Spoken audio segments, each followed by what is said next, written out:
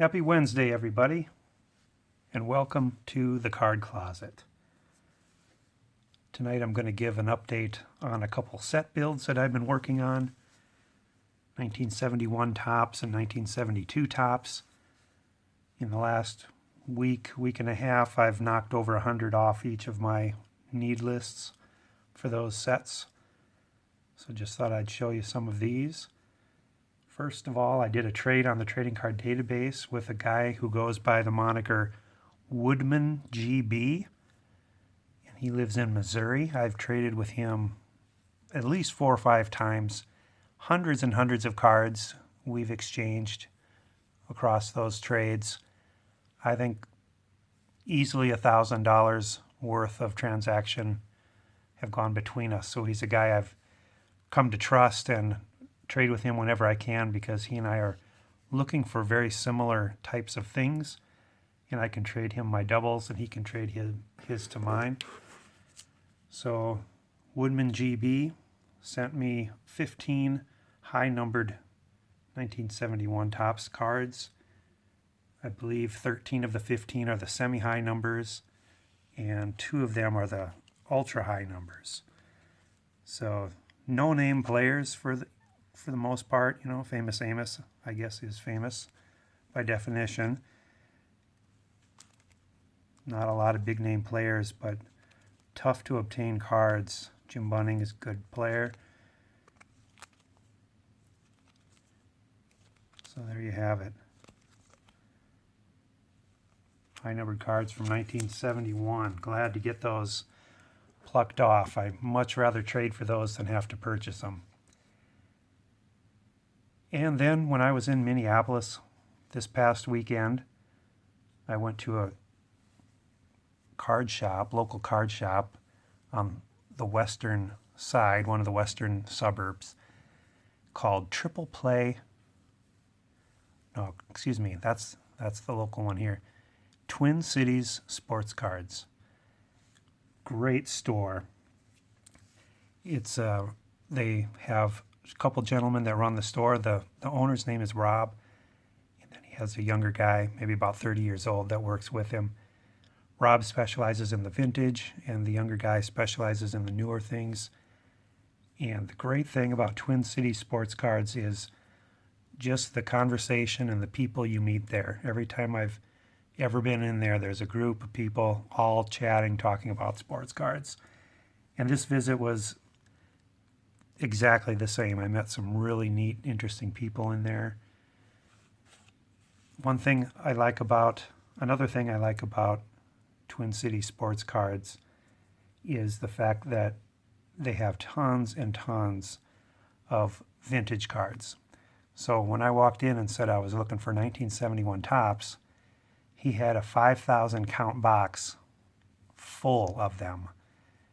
And then he had a second box, which was maybe a 1,000 or 2,000 count box of higher condition cards from the same set. So a good 6,000 1971 Topps cards available. So I started in the better condition box, pulled out the ones I needed, and then I went to the very good to excellent condition box and got the ones there that I still needed. So that's what this stack is here. 1972, he had the same thing. He had a 5,000 count box full, and then he had another box which he had just gotten from breaking a case, believe it or not, of 72 Topps. And that's what's in these sleeves down here, are cards I got out of that box. These are like new, razor sharp corners, very, very gradable. So if you're looking for 1972 cards like that, look up Twin City Sports Cards. They have a website. He broke a case, and he's got great looking cards from 1972. So again, high numbers is the name of the game here. There were a couple better names that I got, including a Leo DeRocher. Harmon Killebrew was in the off condition box. It's got a crease and it's got some surface issues, but it's a filler for now. I'll upgrade later. I got it for practically nothing. Got a Bill Buckner rookie card here. which I needed. George Foster rookie card. Condition leaves a lot to be desired on that one.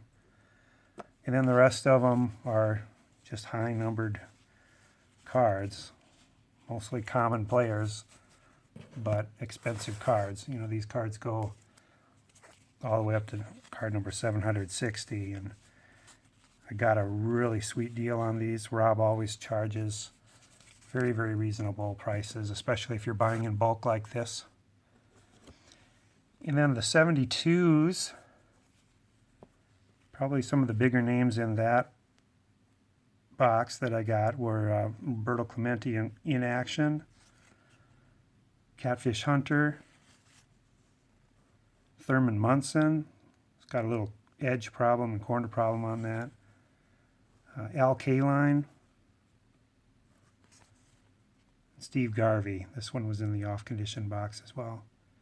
But it filled the hole, and he charges basically next to nothing for things that are in that kind of condition.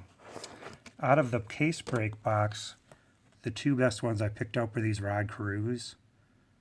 As you can see, just razor sharp corners, fresh out of the pack, and 47 years old. Incredible.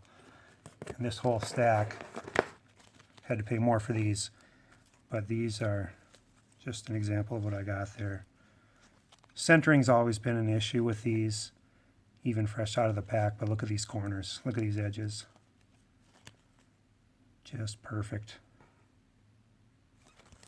So, not a lot of name players in here. The first Topps traded cards showed up in the middle, or near the end of the 72 set. These are predominantly high numbers again, and very, very difficult to pick those up on eBay, especially. The prices go pretty high. So it was a good trip. Met a gentleman in there who was a professor at the University of Minnesota for 30 years and had retired fairly recently, and he was telling me about his set. He's got cards that go back all the way to the 1880s. He's got some old Judge cards from the 1880s, and then cards all the way through, all the Mantles, all the Ted Williams. He was a collector when he was a young boy, and you don't hear about many people that grew up in the 30s and 40s that were collecting that hard, and he was. And he accumulated a lot of good stuff, it sounds like. And he was legit. He wasn't just making stuff up, because I threw a couple comments at him, and he knew what he was talking about. He knew what I was talking about, so he's the real deal. Also met a guy there, younger guy, early 30s, I would say. He's in the process of writing a book about baseball cards. His name was Jordan. He lives in Eau Claire, Wisconsin, so I'm hoping to see that book come out. I gave him all my contact info. He's writing specifically about the history of baseball cards from 1980 to the year 2000. And he wants to give a pictorial history, especially, is what his focus is.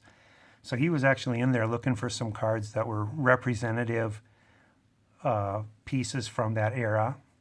He did not have a lot of refractors, so I referred him to my YouTube channel, told him I was doing a Histories of Refractor series, and he was going to look that up, and he got my email address also, and we'll be corresponding, and I'll be helping him out with some images probably of some cards I have that will be good for his book. And then there were other people in there too. It's just fun. That's what I love about local card shops, is the camaraderie. You know, in my quote-unquote real life, I don't really have anybody to share my love of collecting with in person. So that's why I love YouTube, love the trading card database, these online communities where I can share and talk about cards, and then going to local card shops like that and having the conversations with people. It's super, super fun. So that's it for tonight. I've got 18 cards left in the 1971 Topps baseball set, and I've got 63 left in the 1972 set. So we're getting there. Have a great evening, everybody. Thanks for stopping into the Card Closet. Bye.